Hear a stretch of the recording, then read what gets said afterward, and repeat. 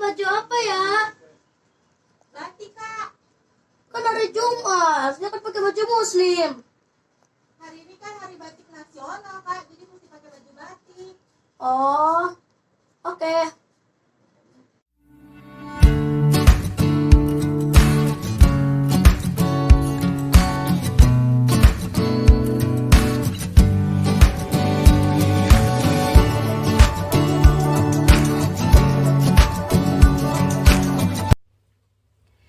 Selamat Hari Batik Nasional.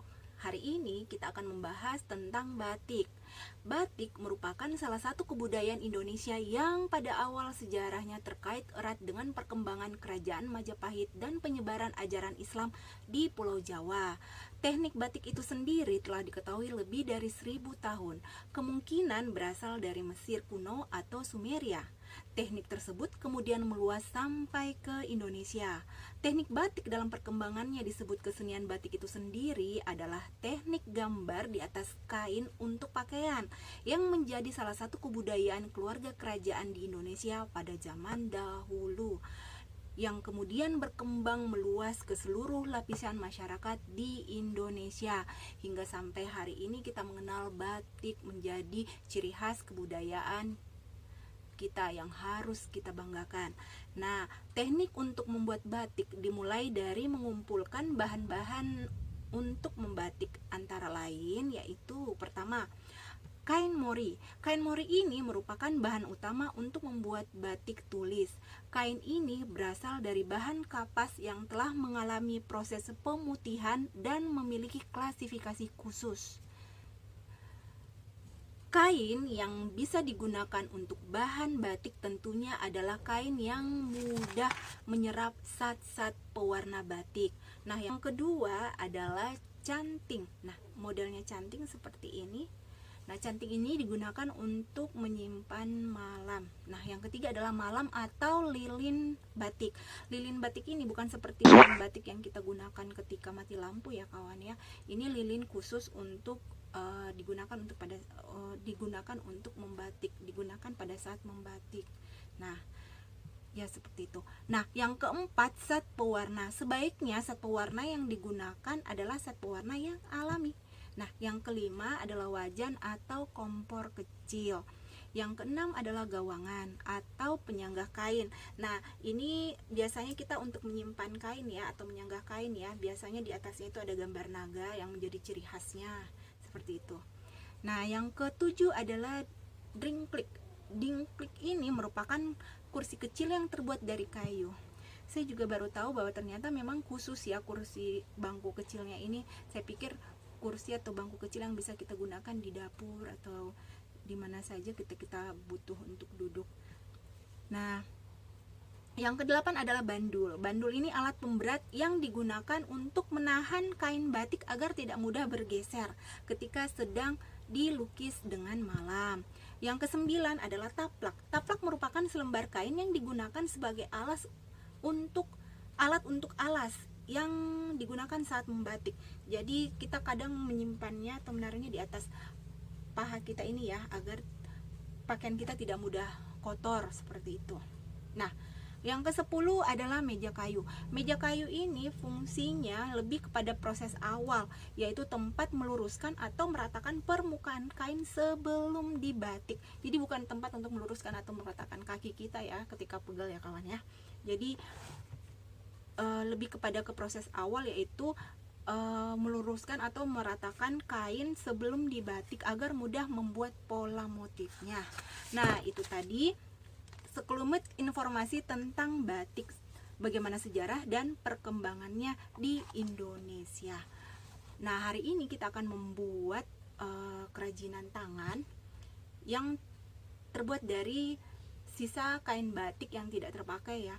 Jadi saya menggunakan ini untuk melapisi barang atau bahan yang akan saya buat. Jadi saya menggunakan sisa kain batik yang sudah tidak terpakai. Kadang apa barangnya dan bagaimana proses pembuatannya, ikuti terus video ini, ikuti terus Ruang Ria.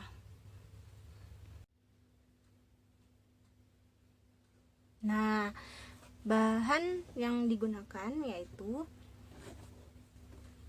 kardus bekas HP. Jadi kardus bekas HP kan relatif kuat, relatif keras ya, tempatnya relatif keras. Nah ini jangan kita buang, tapi kita bisa gunakan menjadi barang yang lebih bermanfaat lainnya.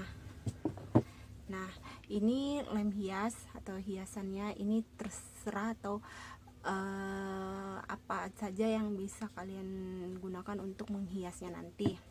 Pita-pita kecil, kancing-kancing bekas seperti ini, dan pita kawat seperti ini kita untuk menghias nanti. Tentu saja kain batik bekas. Kalian lihat daster saya ini sudah tidak berfungsi lagi sebagaimana fungsinya. Ini sudah sobek kawan, kalian bisa lihat. Nah jika sudah sobek seperti ini dan sudah tidak bisa digunakan lagi, kita bisa membuat atau menggunakannya menjadi ke barang yang lainnya.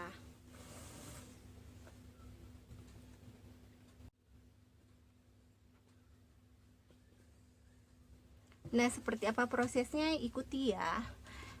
Nah ini kan ada motifnya tuh, kain batiknya. Nah kita untuk alasnya ini kita ambil motif yang di tengah-tengah ini. Jadi karena baju batik saya ini ada motifnya seperti ini tergantung dari motif baju atau kain batik kalian. Nah ini kan ada motifnya di tengah, saya ambil bagian tengahnya. Kita buat dulu untuk alas bawahnya ya. Jadi kita ambil bagian tengahnya, kita ukur kira-kira lebih 2 cm dari panjang atau lebar barang kita ya. Jadi ini kan tergantung ukuran dari punya kalian. Nah ukuran saya seperti ini, kita lebihin sekitar 2-3 cm. Itu nanti akan berada di bagian alasnya seperti ini. Jadi kita lebihin 2 atau 3 cm untuk menutupi alasnya seperti ini. Nah nanti kan kita akan menutupi lagi kain batiknya, jadinya akan rapi seperti ini.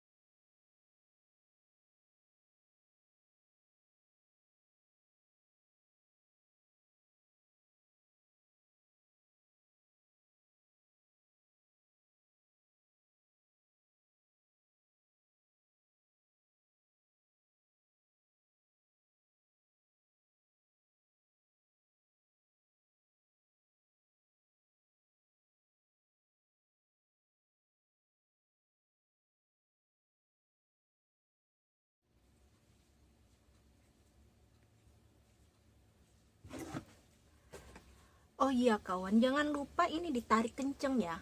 Jadi nanti hasilnya akan rapi. Jadi kainnya ini kita tarik kencang ketika sudah dilem agar nanti menjadi rapi. Nah dia akan bentuknya seperti ini, menutupi bagian pinggir atas bawah. Jadi nanti ditimpa lagi di alas, ditutup lagi dengan kain batiknya.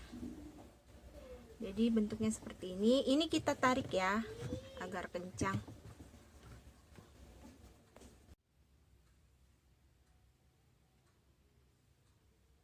Nah hasilnya seperti ini. Kita lem kembali.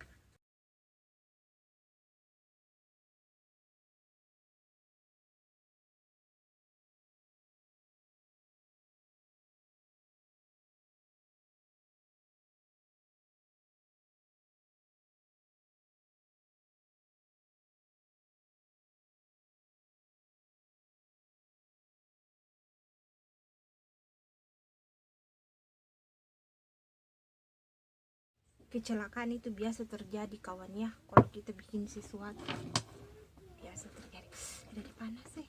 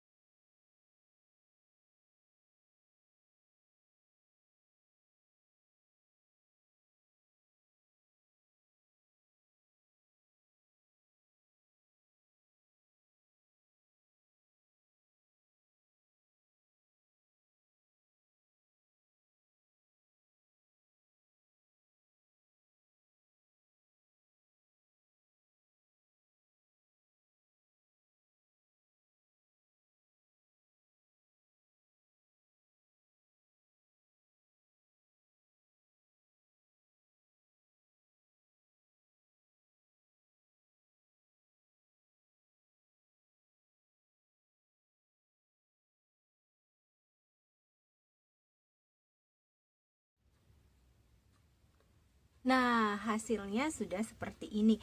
Jadi, tadi kita sudah lem sekeliling dan kita sudah tempel dengan kain batik. Nah, kita alasin lagi seperti ini, jadi rapi kawan. Karena kebetulan baju batik bekas saya itu motifnya seperti ini dan ukurannya juga sama seperti kotak bekas ini, jadi pas saja tuh bagian alasnya. Dan saya gunakan juga sebagai alas di dalamnya. Jadi seperti ini kawan. Nah, ini sudah jadi, sudah siap. Ini sudah bisa digunakan. Coba menyatukannya. Nah, ini bagian atasnya tinggal kita hias. Kebetulan saya mempunyai pita-pita dan mempunyai lem seperti ini. Jadi saya langsung saja menghiasnya seperti ini. Nanti kalau dia udah mengering kawan, dia akan nempel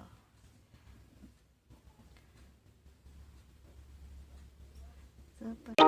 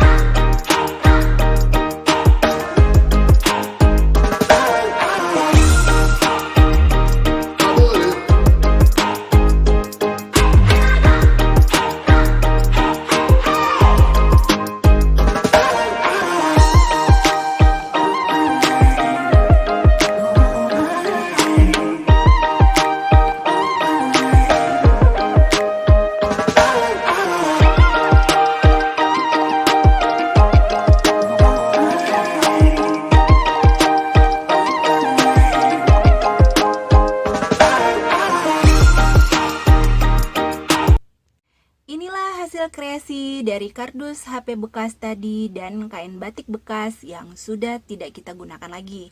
Sangat cantik dan menarik, bukan?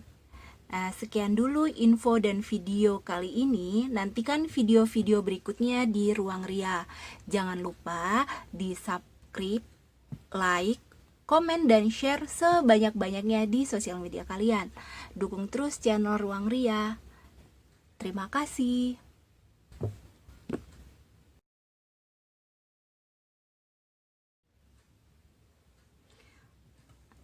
Nah,